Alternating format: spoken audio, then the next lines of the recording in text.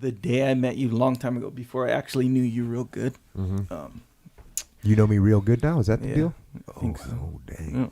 Yeah. But like you always, and actually listening to you now, like I kind of realized like you live in the moment a lot. Yeah. Yes. Like I remember we were sitting at this when we had sushi that night. That was Yeah. the first night I met you. Like when was that? Like 07 or something. 2007. Yeah. Yeah. And I remember you, and you had another guy with you. I forget. Yeah, my buddy, Kurt. Yeah. Yeah. And I remember we're all talking, but everyone's talking, and I hear you kind of on the side. You're like this is good, man. Eating sushi with good people. We're doing something. Kind of like you're totally. It's like you're explaining to him, but you're explaining to yourself. Like what am I experiencing right now? Yeah. And how good is this? How cool is this? Yeah. Almost like you had this stuff coming up, and you're living in that moment. Yeah, right there. absolutely. Just like with the stories with like you mentioned, like you saw the ambient light coming down. This is awesome. Yeah. Why is that? Do you think, or is there a specific reason? Do you think? Because a lot of people not like that. You know how like they'll be like, "Oh, we're about to do this. I'm excited," or that thing happened and that's whack or whatever. Yeah.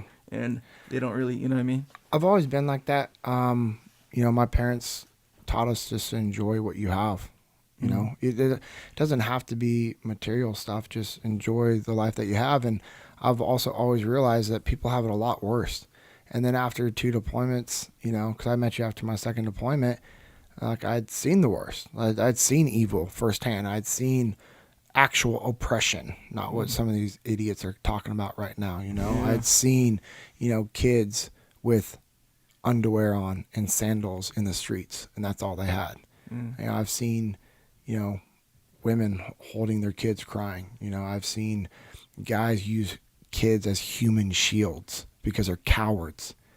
And I'm getting to sit and enjoy sushi in San Diego, California with my best friend, Curtis, from high school, and a new group of guys that I met, through other team guys. And I'm like, man, life is good. We were with the Cake Nuts, by the way. Oh, Cake Nuts makes another appearance on the Jocko podcast. Yeah. Solid dude. I think he tried to rip a tree out of the ground once, right? Probably. No, he did. Someone convinced him that he couldn't pull a tree out of the ground, so he tried. Yeah, Jeremy probably tried to convince him that. I think He you're always right does on that. Yeah. Fully.